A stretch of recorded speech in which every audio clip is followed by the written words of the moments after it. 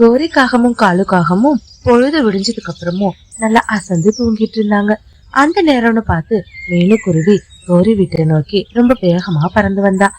காலு அண்ணா, பொழுது விடிஞ்சு ரொம்ப நேரம் ஆயிடுச்சு, சீக்கிரமா எழுந்திரீங்க. மீனு இப்படி சொன்னதை கேட்டு காகங்கள் ரெண்டு பேரும் கண் விழிச்சு பார்த்தாங்க. என்ன வேணும்? இப்பதான் ஒரு பக்கம் சூரியனே வருது, அதுக்குள்ள வந்துட்டியா? கோரி, ஏற்கனவே ரொம்ப லேட் ஆயிடுச்சு. ஆமா கோரி, பறவைங்க ராத்திரியில தூங்குறாங்களா இல்லையான்னு கூட தெரியல. விடிஞ்சு விடியாம போயிட்டு உணவை சேகரிச்சிடுறாங்க. சரி காலு அண்ணா, சீக்கிரமா வாங்க. இன்னும் எனக்கு இன்னைக்கு உடம்பு ரொம்ப அசதியா இருக்கு. நீ கோரிய கூப்பிட்டுட்டு போய. கோரி, இன்னைக்கு மட்டும் நீ போயிட்டு உணவு சேகரிச்சுட்டு வா. ஆலுஜி, என்ன இது புது பழக்கம்? என்னால எங்கேயும் போக முடியாது. கோரி, சொன்னா புரிஞ்சுக்கோ கோரி. இன்னைக்கு ஒரு நாள் மட்டும் தானே சொல்றேன். உன் ஆசை மாமாவுக்காக இத கூட பண்ண மாட்டியா என்ன? இந்த ஐஸ் வைக்கிற வேலையெல்லாம் இங்க வேணாம். எங்க அப்பா கிட்ட என்ன கல்யாணம் பண்றப்போ என்ன சொன்னீங்கன்னு ஞாபகம் இருக்குல்ல? உங்க பொண்ண ராணி மாதிரி வச்சு பாத்துக்கிறேன்னு சொன்னீங்க. கோரி கேட்டா.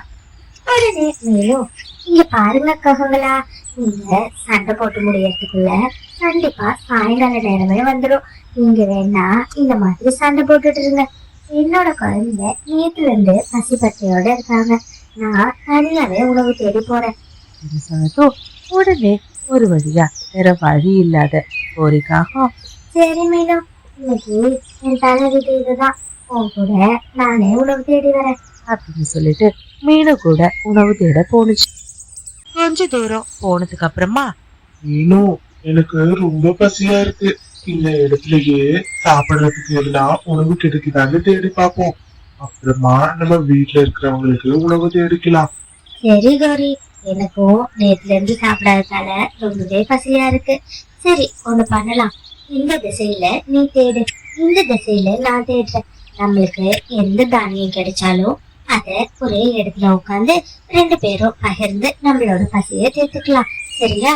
அப்படின்னு சொன்னதும் கோரியும் மீனுவும் தனித்தனியா வெவ்வேறு திசையில உணவு தேட ஆரம்பிச்சாங்க. கொஞ்ச தூரம் கோரி நடந்து போனதுக்கு அப்புறமா அவ கண்ணுல ஒரு சிகப்பு வண்ண ஆப்பிள் பழம் இருக்கிறத பார்த்தா. அட, எவ்வளவு சிவப்பான ஆப்பிள் பழம்! இது சாப்பிட்டா எவ்வளவு ருசியா இருக்கும். இந்த பழத்தை போய் இதுக்கு நம்ம அந்த மீனு குருவிக்கு கொடுக்கணும். அவ வர்றதுக்குள்ள வேக வேகமா நாமளே சாப்பிட்டு முடிச்சிடணும் அப்படின்னு யோசிச்ச கோரி மீனுக்குருவி அந்த இடத்துக்கு வர்றதுக்குள்ள அவளுக்கு கிடைச்ச ஆப்பிள் பழத்தை வேக வேகமா சாப்பிட ஆரம்பிச்சா. ஒரு வழியா கொஞ்ச நேரத்துக்கு அப்புறமா மீனுக்குருவி அதுக்கு கிடைச்ச ரெண்டு நெல்மணியை எடுத்துட்டு கோரிய பார்க்க வந்துச்சு. இந்த பக்கம் எந்த தானியமுமே கிடைக்கல.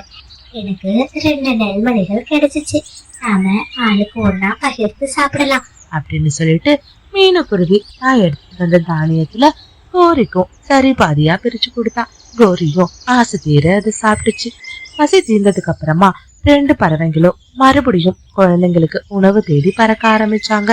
ரொம்ப தூரம் போனதுக்கு அப்புறமா ஒரு வயசான பறவை திராட்சை பழங்கள் சாப்பிடுறத கோரி பார்த்தா. மீனும், அங்க பாரு, ஒரு வயசான பறவை திராட்சை பழம் சாப்பிட்டுட்டு இருக்கு. வா, நாம அது பக்கத்துல போய் அதுகிட்ட இந்த பழம் எங்க கிடைச்சிச்சுன்னு கேட்கலாம்.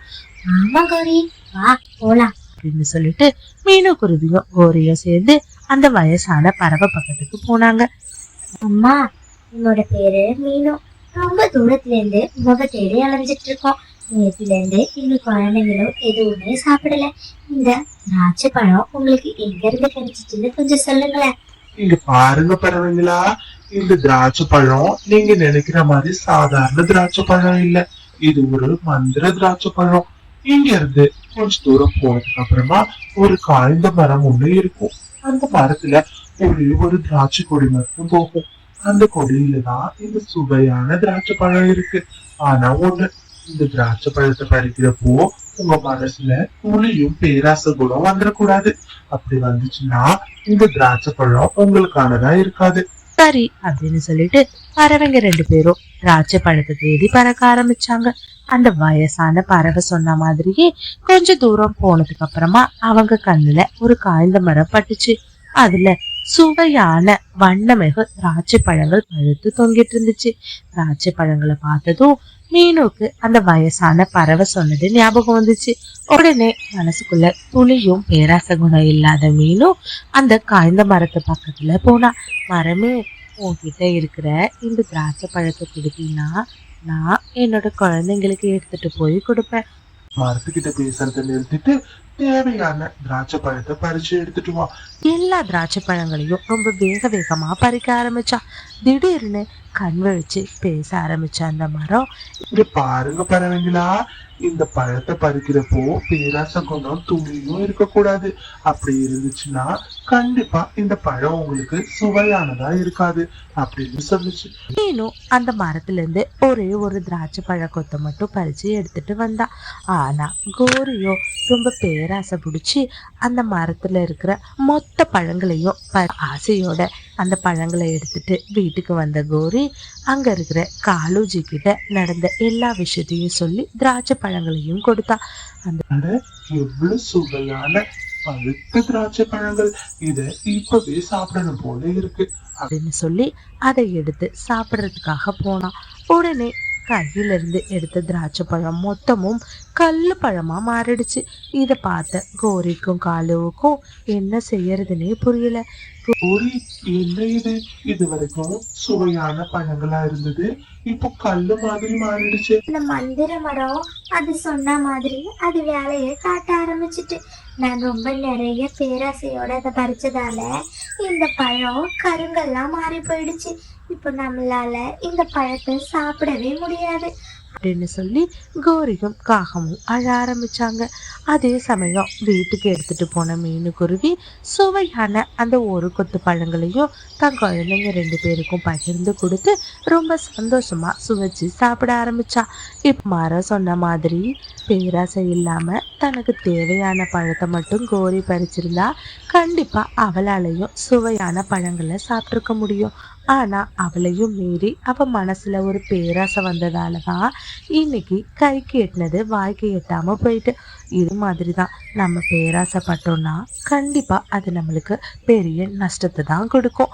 இந்த ஸ்டோரி பிடிச்சிருந்துச்சுன்னா லைக் பண்ணிட்டு இந்த மாதிரி நிறைய ஸ்டோரி பார்க்க மறக்காம நம்மளோட சிட்டு பேட் ஸ்டோரிஸ் சேனலையும் சப்ஸ்கிரைப் பண்ணுங்க. தேங்க்ஸ் ஃபார் வாட்சிங்.